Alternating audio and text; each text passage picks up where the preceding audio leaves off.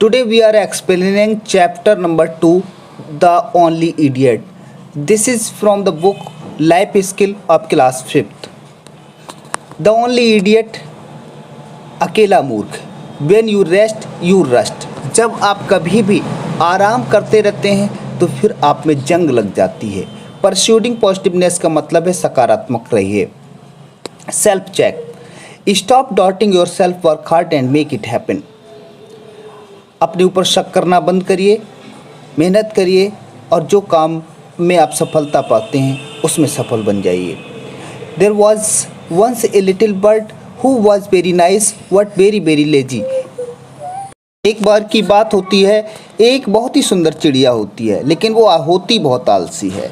Every day when the time came to wake up his friends had to shout at him again and again. और जब कभी जागने का सुबह को टाइम होता है तो वो पड़ी पड़ी सो रही होती है. उसके दोस्तों को बहुत मेहनत करनी पड़ती है, वो उसको चीख चीख के जगा रहे होते हैं. Before he would finally struggle out of bed. और इससे पहले वो उठती नहीं है. बहुत मेहनत करवाने के बाद जब उसके दोस्त उस पर चीखते हैं तब जाकर कहीं वो उठती है, बिस्तर को छोड़ती है.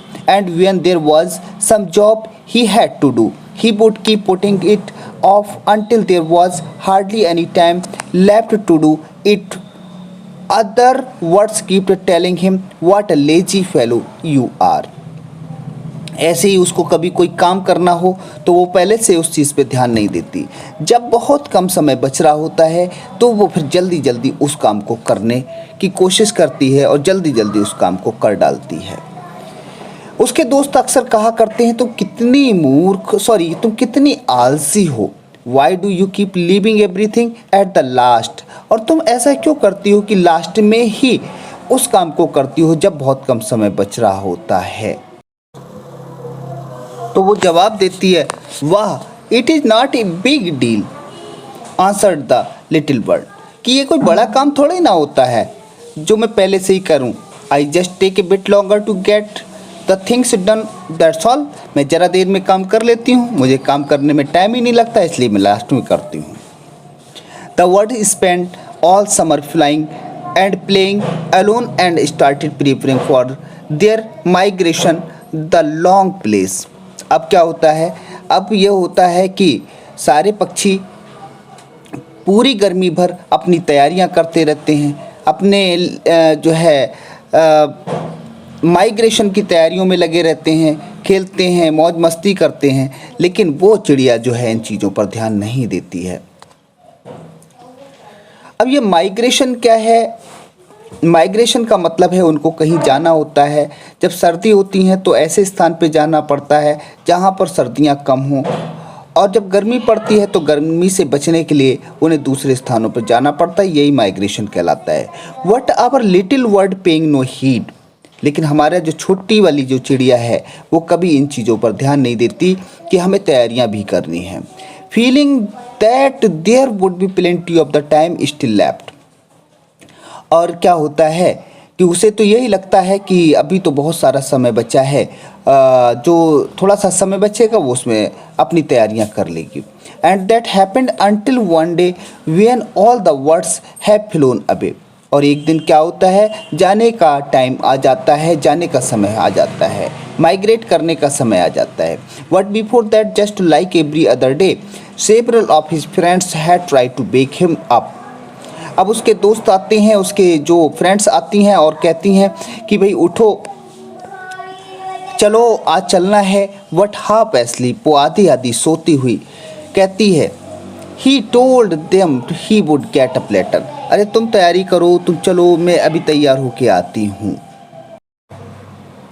और ऐसा कहकर saying that he had gone back to sleep and only woke up again much later. ऐसा बोलकर कि तुम चलो, मैं अभी आ रही हूँ, तैयारी करती हूँ, चलते हैं, और जाकर फिर से सो जाती है और बहुत देर बाद उठती है. Definitely that day was the day of the great journey. और उस दिन पूरे दिन यात्रा करना था, पूरे दिन चलना था. Since everyone new the rules of the migration. सभी को पता था कि किस तरह से यात्रा की जाती है, माइग्रेट किया जाता है.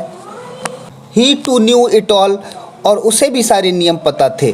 दस he had to be ready to leave, और ये वो भी जानती थी कि उसे भी अब जाना ही है। There were thousand of the words and they were not supposed to wait around for an individual one, और हजारों पक्षी थे तो उनमें से सभी लोग तैयार थे जाने के लिए, केवल एक ही चिड़िया जाने की तैयारी में अभी पूरी तरह से तैयार नहीं थी, क्योंकि वो तो अपना समय सोने में गुजार रही थी। तो जब वो लेट हो गई तो दूसरे पक्षियों ने सोचा कि हमें चलना चाहिए, केवल एक के चक्कर में हमें अपना समय बर्बाद नहीं करना चाहिए। As a result, the little bird, who did not know how to make the journey alone, realized all that happened alone because of his laziness. तो सारे पक्षी चले गए। अब वो पक्षी अकेली रह जाती है, वो चिड़िया अकेली रह जाती है, लेकिन अकेले चलना उसे नहीं पता है, अकेले माइग्रेट कैसे करना होता है, किस दिशा में उसे जाना है, कहाँ रहना है, क्या करना है। तो ये वो अकेली रहने के कारण छूट जाती है, बाकी सारे पक्षी चले जाते हैं, और ये सब होता है उसके आलस के कारण। Now he would have to spend the long cold winter all alone on his own. अब अकेले ही उसको वहीं रहना है, क्योंकि जा तो सकेगी नहीं, उसको पता ही नहीं है कहाँ जाना है। तो पूरी सर्दी भर उसको उसी ठंडे स्थान पर रहना पड़ता है। In the beginning he spent a lot of the time crying. अब अकेली रह जाती है तो फिर रोती रहती है, बहुत समय रोने में गुजार देती है, बहुत समय तक उसको अच्छा नहीं लगता है तो रोती रहती है। But later he had to confess that it was all because of his own fault. लेकिन बाद में उसको लगता है कि इसमें किसी और की गलती नहीं है, ये सिर्फ उसकी खुद की गलती है कि उसने आलस किया, और आलस्य की वजह से वो जा नहीं सकी। He knew he could do things pretty well when he put his mind to it, और उसने सोचा कि चलो अब तो यहीं रहना है, कुछ अच्छा सोचते हैं, अच्छा करते हैं, माइंड इसमें लगाना चाहिए कि कैसे करके कुछ अच्छा हो सकता है। Anyhow, putting his laziness aside, he began to prepare for the winter। अब उसने अपना आलस्य छोड़ दिया और आलस्य छोड़कर मेहनत करने लगी और सोचने लगी अब मैं वहाँ तो नहीं जा पाऊँगी, लेकिन यहीं मैं जो है सर्दी में अपने लिए व्यवस्था करूँगी और यहीं रहूँगी। First he spend a few days looking for the place that was best protected from the cold.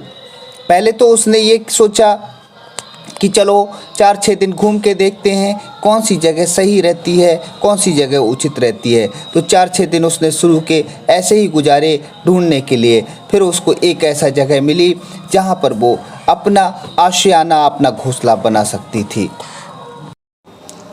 Between some rocks, ये जो जगह थी ये चट्टानों के बीच में यानी कि पत्थरों के बीच में थी।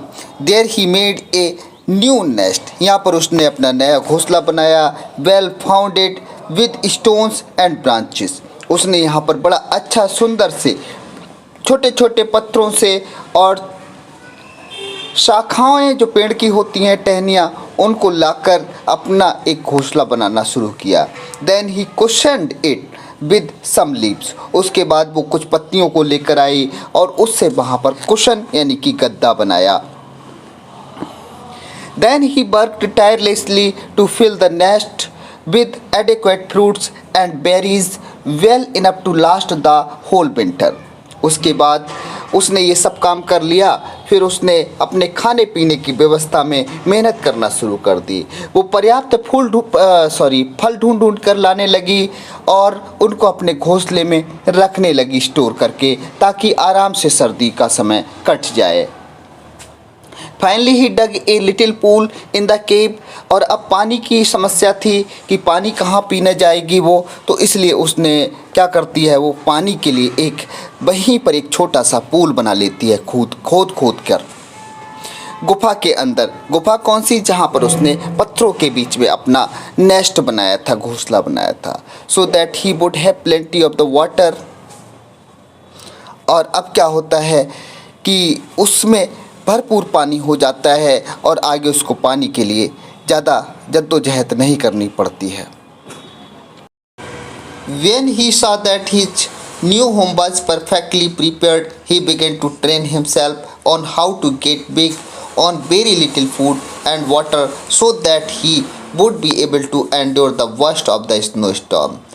अब जब उसने अपना नया घर बना लिया तो फिर उसने अपने आप को ट्रेनिंग देनी शुरू करी, अपने आप को प्रशिक्षण देना शुरू किया कि किस तरह से कम खाने में, कम पानी में अपना पूरा सर्दी का मौसम बिता पाएगी, आंधी तूफान जो आएंगे उसमें किस तरह से वो रह पाएगी और उसमें पर्याप्त भोजन की व्यवस्था रख पाएगी। And even though many would not have believed it but, हालांकि बहुत सारे लोग सोचेंगे नहीं ऐसा कैसे हो सकता और शायद विश्वास ना करें उस पर।